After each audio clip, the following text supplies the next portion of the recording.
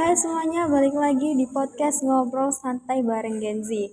Nah, tanggal 10 November itu kan dikenal banget sebagai Hari Pahlawan Nasional. Biasanya kita ingatnya sama tokoh-tokoh kayak Nyak Dieng, Bung Tomo, Jenderal Sudirman. Tapi hari ini aku mau ngobrol soal pahlawan versi Gen Z. Nah, dan udah ada dua temen aku yang bakal nemenin ngobrol santai tapi bermakna banget. Oke, jadi kali ini aku lagi bersama Kak Ferin. Halo Kak Ferin. Halo semuanya. Dan ini ada Kak Cynthia. Halo Kak Cynthia. Hai. Nah Kak Tiara, thank you banget ya kita udah diundang di podcast Gen Z Bersuara ini. Jadi topik kali ini tuh lumayan berbobot ya. Kenapa? Karena kita ngebahas bagaimana sih kita jadi pahlawan zaman sekarang gitu kan. Iya benar. Aku juga ngerasa pahlawan itu kayak sesuatu yang jauh ya. Tapi kita bisa loh jadi pahlawan versi kita sendiri. Oh ya benar-benar. Nah, itu dia. Kali ini kita akan bahas siapa sih pahlawan buat kita dan gimana Gen Z bisa jadi pahlawan kekinian. Kalau ngomong pahlawan, kalian sendiri kepikirannya apa sih? Kalau aku pribadi ya, pahlawan itu kayak tokoh perjuangan kemerdekaan dulu gitu kan. Tapi setelah kita throwback di 2020 itu kan ada kasus COVID-19 ya kan. Itu tenaga medis tuh bisa jadi pahlawan loh. Walaupun dia nggak megang senjata, tapi dia tuh mempertaruhkan nyawanya dia buat nyelamatin banyak beribu-ribu juta orang. Buat nyawanya tuh terselamatkan ya kan. Iya benar banget. Aku juga mikir pahlawan tuh bisa jadi guru, relawan, yang kan banyak banget kan Gen Z sekarang yang buka speak up, apalagi soal isu-isu penting yang belakangan ada di medsos ini. Aku dulu juga pernah ini sih kayak ikut volunteer bagi-bagi buku ke desa kecil. Nah itu tuh kan sederhana, tapi itu mereka tuh seneng banget tahu dapat bukunya, jadi berguna banget gitu. Jadi kayak oh my god, speechless gitu. Apalagi kayak pelosok-pelosok gitu ya. Iya betul kak, ya ampun. Keren banget. Kalau aku sih lebih ke sosial media sih, kayak bikin konten edukatif kecil-kecil gitu di TikTok, Instagram. Itu juga salah satu bentuk dari perjuangan loh. Kalau dipikir-pikir jadi pahlawan zaman sekarang tuh tantangannya berat banget ya. Apalagi di era digital ini. Menurut kalian sendiri nih ya, sebagai Gen Z di era digital ini, tantangannya terbesar itu apa sih? Yes girl, that's the point. Tantangan terbesar kita itu ya konsisten dan juga kadang kita tuh suka dengerin omongan orang kan memang. Iya benar. Nah, kan overthinking gitu. Terus habis itu ya itu kan nggak melulu komenan orang tuh baik-baik yang kayak ngedukung kita. Nah ada yang hate comment. Nah itu tuh bikin kita ngedown di aksi kita gitu loh. Jadi kayak aduh, padahal kita tuh niatnya tuh nggak sok-sokan bikin validasi gitu kan. Tapi ya udah, tapi kita harus tetap semangat sih, punya prinsip itu. Karena niat baik kita pun juga disalahpahami. Terus banyak banget kan sekarang kayak nyebar-nyebar berita hoax atau kebencian. Lagi tren itu. Dan buat aku kalau jadi pahlawan di zaman sekarang itu jadi pengguna internet yang bijak sih. Oh iya, yes, benar banget. Jadi pahlawan digital tuh emang penting banget. Bayangin aja nih ya, kalau semua orang bijak dalam penggunaan sosmed, dunia maya gitu. Apa enggak Positif gitu kan. Positif banget kan. Internet itu kayak pasti kayak sehat banget, lebih sehat banget. Enggak ada yang hujat-hujat, Betul Kak, setuju. Kita tuh kadang kan juga lupa ya, posting sesuatu pun bisa berdampak besar banget bagi orang-orang sekitar kita. Iya benar. Mungkin ada yang kayak termotivasi ya atau kan? juga bisa kita nyakitin orang tersebut. Iya betul. Tantangan terbesar selanjutnya tuh menurut aku tuh mager sih, malas gerak ya kayak sebagai Gen Z teman-teman, kita tuh kayak malas gerak. Banyak sih memang Gen Z tuh aksi tapi cuma di medsos, jadi nggak turun di dunia nyata gitu. Jadi apalagi tuh biasanya tuh kayak postingan-postingan cuma Iya, posting cuma repost jiwa-jiwa, gitu kan. captionnya cuma Iya. nasionalisme tapi Betul. jiwanya tuh nggak ada banget gitu ya. kurang kayak gitu. hoax gitu ya kan. Kalau aku sih kayak gabung komunitas, Oh, keren sih. ikut-ikut organisasi Keren, gitu, positif banget. dan sekedar bantu temen yang lagi Oh, butuh, iya. itu juga bentuk dari aksinya, dari aksi nyata sih. Iya, Keren banget Kak keren Cynthia. sih, Kak Sin. Nah, sekarang aku pengen kalian sharing deh. Menurut kalian siapa sih sosok pahlawan yang ada di hidup kalian masing-masing gitu? Ini menarik banget sih. Kalau aku itu mama aku, tapi aku biasanya manggilnya Mimi gitu. Nah, kan Mimi aku tuh kerja keras banget buat ngukuliahin aku. Kebetulan aku udah semester 1. Iya, abis ini Abis ini lulus. Ya, 4 tahun lagi tapi. Iya, betul Kak. Terus lanjut, Mimi aku tuh juga nyekolahin adik-adikku loh. Jadi kayak Mimiku tuh jualan kue sampai nggak tidur. Jadi pesanan tuh kadang tuh banyak. Itu sendirian, tapi aku juga kadang bantu sama adik-adik itu. Ini udah terkenal banget itu ya. Iya betul, jangan lupa ya cek Instagram, nanti aku taruh di Oke, siap, Oke, siap, oke. siap. Nah gitu sih, jadi itu kayak wah itu pahlawan keluarga banget ya, tulang punggung banget, apalagi Mimiku single parents gitu. Kalau Keren aku sih, sih keren sih guys miminya. Jadi jangan lupa nanti cek IG-nya ya. ya di sini ya. Oke. Kalau aku sih ayahku pernah bilang ke aku kalau jadi pahlawan itu nggak harus hebat, tapi jadi orang yang berguna buat iya, orang lain itu benar. juga termasuk pahlawan. Wah, aku terharu banget sih dengarnya.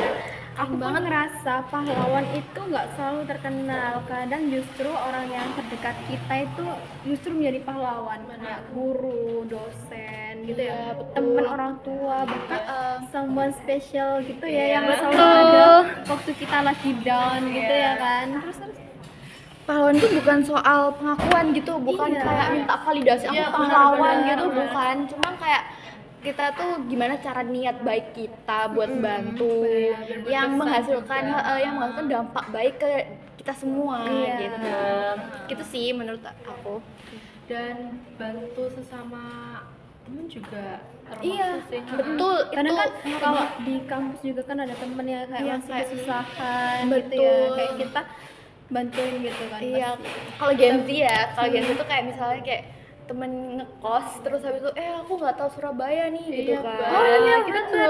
nah, itu kan kita walaupun itu sepele Aku pengalaman pribadi sih gitu. iya kan. my God, Dia tuh iya. kecil tapi bermakna gitu Iya kan. benar, itu berkesan banget sih karena kita bagi anak rantau ya nggak tahu arah gitu. Iya, Jadi kayak pasti butuh warlock gitu ya. betul. Kita bisa mulai dengan hal yang positif sih, ya kayak tadi kayak bantu teman, terus habis itu nyebarin hal positif di internet, karena Iya. internet kan pengaruh banget kan Iya, di zaman sekarang. Apalagi kan zaman sekarang tuh sukanya main gadget ya, Iya. kan. Gak Gen bisa Z. lepas dari Gak gadget. bisa lepas mana.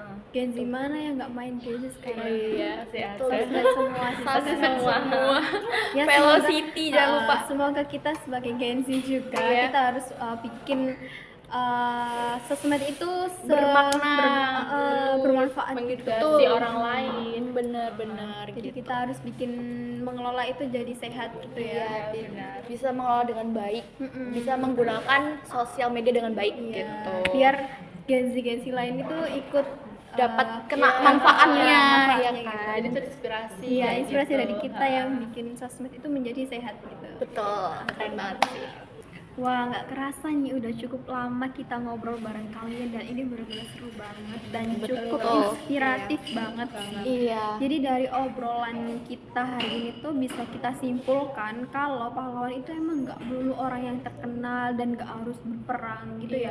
Ya, cukup jadi orang yang berani banget gitu ya dalam hal bertindak positif gitu dan konsisten aja. Betul banget, mulai dari langkah kecil itu bisa banget buat ngebikin jadi perubahan besar. Jadi langkah kecil itu jangan salah loh, kayak langkah kecil tapi berkali-kali konsisten terus tadi kakak bilang kan. Jadi berdampak banget Iya. besar, berpengaruh gitu. Dan jangan lupa ya, setiap orang tuh punya cara sendiri buat jadi pahlawan, teman-teman. Iya, dengerin Yang penting kita punya hati yang tulus untuk bantu dan berjuang. Quotes of the day ya banget itu itu. Cynthia ya ampun. Nanti ya editor tolong ya dikasih quotes gitu. Oke Oke, mantap banget deh. Oke banget deh kalian itu. Makasih ya buat Ferin dan juga Kak Cynthia ini. Makasih Udah- juga sih kita ya kan. Thank you banget Kak udah diundang. Iya, Ya kalian kan? bener-bener- juga enak banget loh Kalian ini. Gen Z yang benar-benar inspiratif banget sih. Masya Allah, ih jadi malu. Dan buat kita semua itu jangan lupa ya, kita itu semangat kepahlawanan itu bukan cuma dikenang aja, tetapi juga dijalankan. Ya betul Kak, gitu ya Kak Betul, ya. dari Betul aksi gitu ya kan. Jadi kita bisa nyontoh dari kedua kakak ini ya guys ya. Sampai jumpa di episode selanjutnya dan see you, bye-bye. Bye. Thank you banget Makan Kak. dulu, minum dulu Kak. Minum dulu ya, seru gitu ya.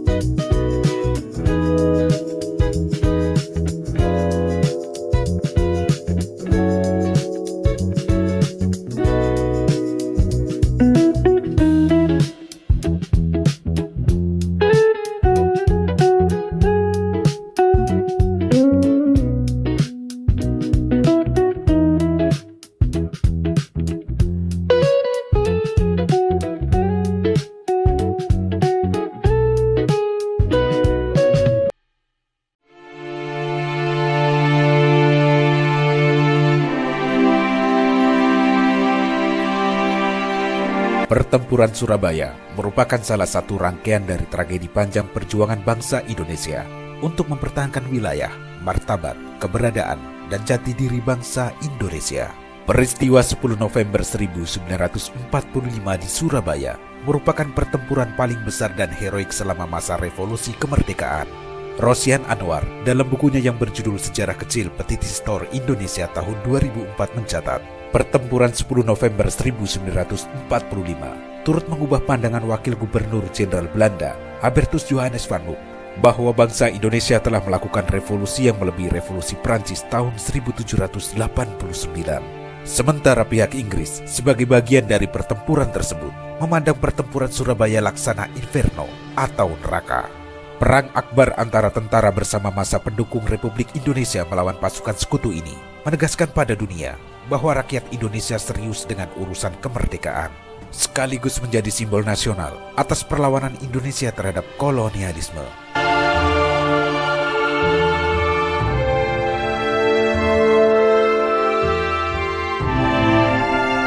Abi Muammar Zikri dalam tulisannya sebagaimana dimuat pada laman tirto.id yang dipublikasi pada tanggal 9 November 2022 menjelaskan, pertempuran di Surabaya terjadi tak lama setelah Gubernur Jenderal Hindia Belanda Hubertus Johannes van Mook kembali ke Indonesia pada bulan Oktober 1945 bersama aparatur Netherlands Indies Civil Administration (NICA).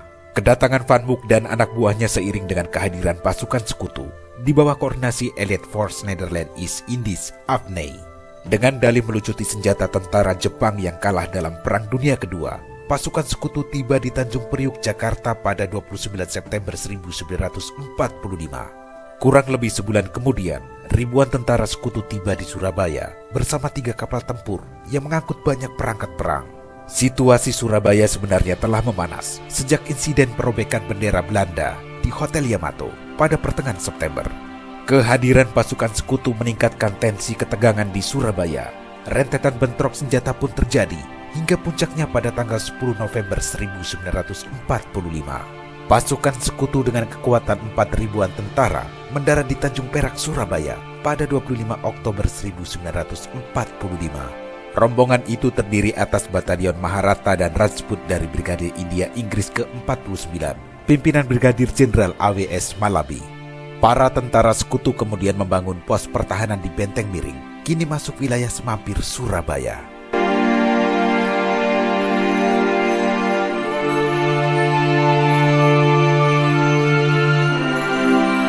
Pemirsa, kehadiran tentara sekutu meningkatkan kewaspadaan para pendukung Republik Indonesia. Dari sebuah buku yang berjudul Pasak Sejarah Indonesia Kekinian, Surabaya 10 November 1945 tahun 2018 menyebutkan, sehari setelah kedatangan pasukan Malabi, beberapa pemuda bersama Gubernur Suryo sempat berunding dengan sang komandan. Kesepakatan muncul bahwa tentara sekutu hanya akan melucuti senjata Jepang dan setelah itu segera keluar dari Surabaya melalui laut. Namun, hanya beberapa jam setelah perundingan selesai, tentara sekutu dari Batalion Maharata sudah merangsek masuk jauh hingga Wonokromo. Di sana mereka mendirikan sarang senapan mesin. Tak hanya itu, pada 27 Oktober 1945, satu pesawat militer dari Jakarta mendadak terbang di langit Surabaya, sembari menebarkan pamflet yang ditandatangani oleh Mayor Jenderal Douglas Cyril Hawthorne. Isi pamflet-pamflet tersebut membuat darah arek-arek Surabaya mendidih. Hawthorne menyatakan maklumat bahwa pasukan sekutu akan menguasai semua kota besar di Jawa. Melalui pamflet yang sama, Hawthorne menegaskan hanya tentara sekutu yang boleh membawa senjata. Seluruh pihak selain tentara sekutu, termasuk warga Indonesia, diwajibkan menyerahkan senjata dalam kurun waktu 48 jam. Pamflet tersebut bahkan menyebut pelanggar perintah Hawthorne akan ditembak di tempat. Penebaran pamflet Hawthorne diikuti langkah pasukan sekutu menduduki banyak tempat strategis di Surabaya. Pangkalan Udara Perak, Kem Tahanan Darmo, dan Rumah Sakit Simpang termasuk yang paling awal dikuasai oleh mereka. Respon laskar-laskar pemuda di Surabaya pun tak menunggu lama. Pada hari yang sama, dengan penebaran pamflet dari Hawthorne, sekitar jam 2 siang, pelor pertama pertempuran Surabaya 1945 meletup. Kontak senjata itu berlarut hingga 3 hari. Bentrok besar mulai terjadi di tanggal 28 Oktober 1945, saat pasukan sekutu dikepung 2.000 tentara Indonesia dan 140-an ribu massa pemuda. Sejumlah pertempuran terjadi di Benteng Miring, Jalan Cikatan, Penjara Koblen, Kaliasin, sampai di sekitar BPM Wonokromo, serta di banyak titik lainnya. Adu senjata sempat mereda setelah rombongan pimpinan Republik Indonesia Soekarno, Muhammad Hatta, serta Amir Syarifuddin mendatangi Surabaya pada 29 Oktober 1945. Perundingan yang melibatkan 3 pimpinan Republik, juga tokoh pemuda seperti Sumarsono dan Bung Tomo, bersama Malabi itu menyepakati gencatan senjata.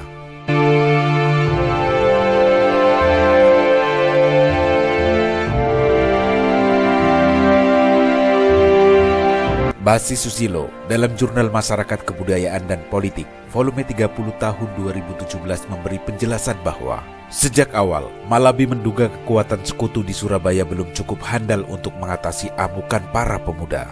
Oleh karena itu, ia bersedia berunding dengan Gubernur Suryo sehari usai pasukannya mendarat di Tanjung Perak. Namun, sikap itu justru ditentang atasan Malabi, Douglas Hawthorne. Komandan Divisi India Inggris ke-23 tersebut menilai gerakan Malabi terlalu lamban. Hawthorne kemudian segera menginstruksikan kepada Malabi agar menduduki Surabaya secepatnya.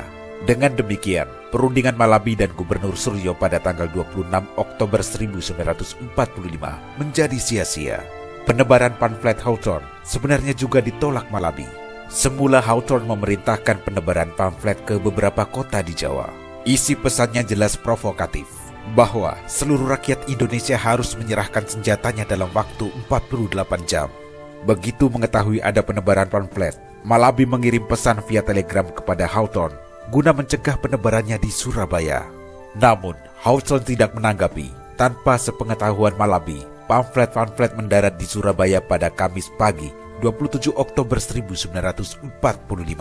Kekhawatiran Malabi kenyataannya terbukti. Pasukannya kewalahan menghadapi serbuan massa pemuda dan tentara Republik Indonesia di Surabaya pada tanggal 27 sampai 29 Oktober.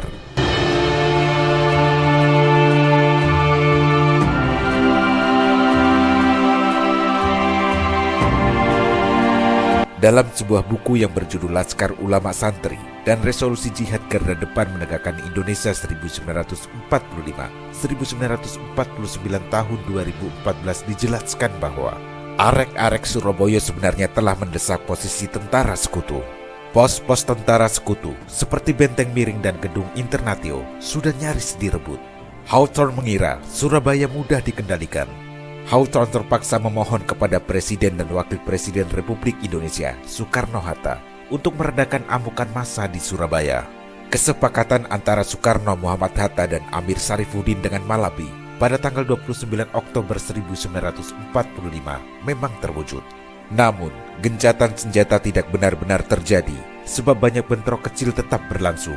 Para pendukung Republik Indonesia pun masih bersiap menumpas pasukan sekutu.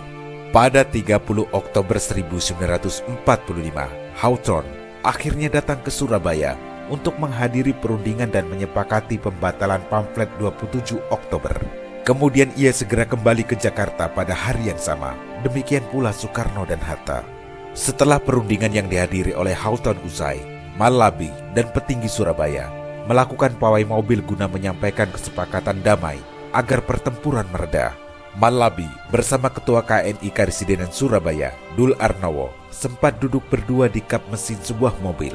Setelah melintasi gedung Linde Tefes, mobil Malabi menuju ke Jembatan Merah. Namun, mobil Malabi terhenti di depan gedung Internatio karena kerumunan massa. Pasukan Inggris pada waktu yang sama masih bertahan di gedung Internatio, tetapi terpojok oleh kepungan massa pemuda. Berdasarkan sejumlah kesaksian, Malabi terjebak di tengah kerumunan massa. Baku tembak lantas terjadi antara massa pemuda dan tentara Inggris. Selepas senja, 30 Oktober 1945, Malabi tewas tertembak disertai granat yang meremukkan mobilnya.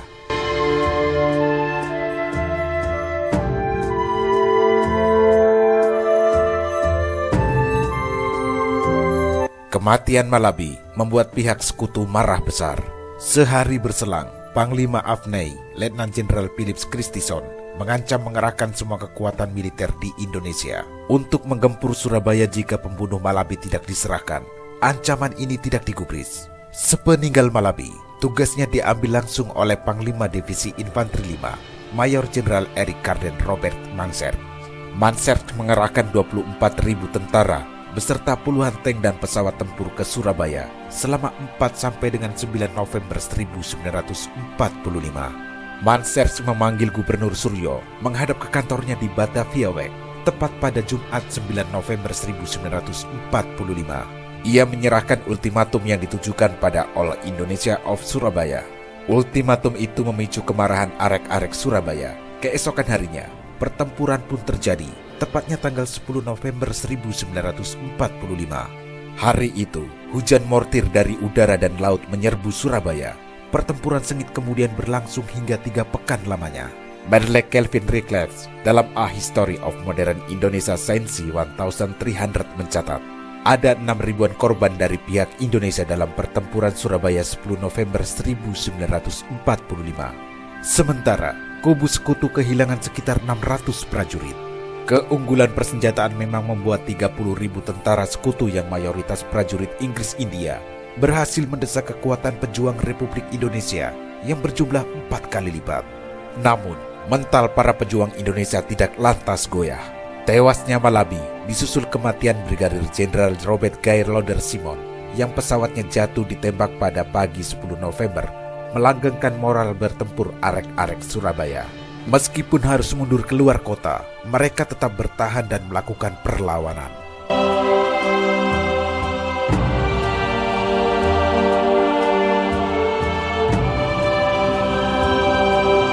Pemirsa, Perang 10 November 1945 membuat pihak sekutu tidak lagi menyepelekan kekuatan Republik Indonesia.